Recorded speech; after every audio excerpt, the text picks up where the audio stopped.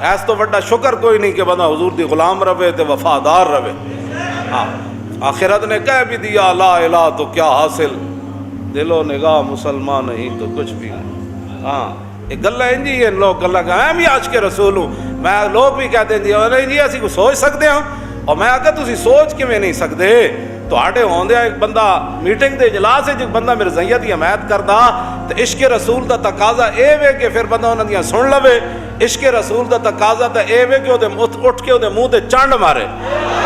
تسی ساریاں میٹنگاں کرن تو بعد کہندے وہ میٹنگ میں غلطی ہو گئی، وہ لکھنے میں کیوں غلطی ہوئی؟ اور بار بار تانوں حضور دی ختم نبوت دے بارے غلطی لگدی.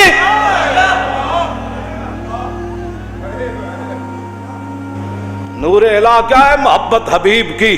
جس دل میں یہ نہ ہو وہ جگہ خو کو خر کی ہے. نور الہ کیا ہے؟ اعلیٰ حضرت بریلوی فرماتے ہیں نور الہ کیا ہے؟ فرمایا محبت حبیب کی. جس دل میں یہ نہ ہو وہ جگہ خو کو خر کی ہے. جدو تواڈے دماغ خراب ہوندے ہیں، جدو تواڈے قلم تے زباناں ڈول دیاں تے حضور دی ختم نبوت ہوتی آگے ڈول دی. اعلیٰ حضرت فرماتے ہیں نور الہ کیا ہے؟ محبت حبیب کی. فرمایا کلمہ طیبہ کیا ہے؟ اسلام کی روح کیا ہے؟ اسلام ہے کیا؟ وہ حضور سے غیر مشروط محبت ہے.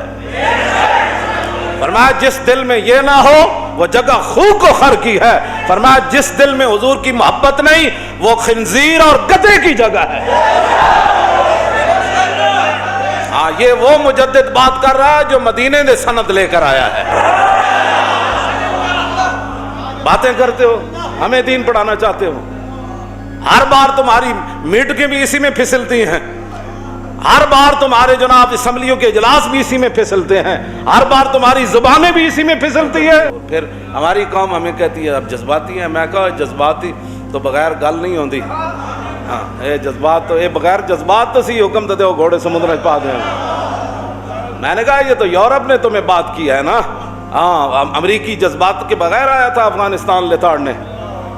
اس کو وہ اپنے جو ٹریڈ سینٹر تھے ان کے جذبات ہی تو آئے کہ ٹریڈ سینٹر پر حملہ ہو گیا تو اس نے پورا افغانستان لتاڑ دیا. اور حضور کی ختم نبوت پر بات ہو تو پھر ہم چپ رہے.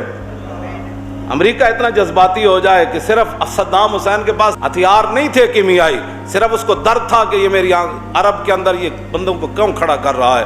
پیڑاں اور تے پھکیاں اور یہی ہوندیاں. انہیں کیا صدام حسین تو اندروں اندر جڑا امت مسلمہ کو پھر ایک جو ہے وہ جگہ لانا چاہتا ہے. تو اس نے کہا اس کے پاس ہتھیار ہے. اس نے اس کے بیٹوں کو بھی مار دیا، پورا خاندان اس نے اجاڑ دیتا. پھر صدام کو عید والے دن پھانسی دے دی کہ جو ہمارا نافرمان ہوتا ہے ہم اس کو ایسی سزا دیتے.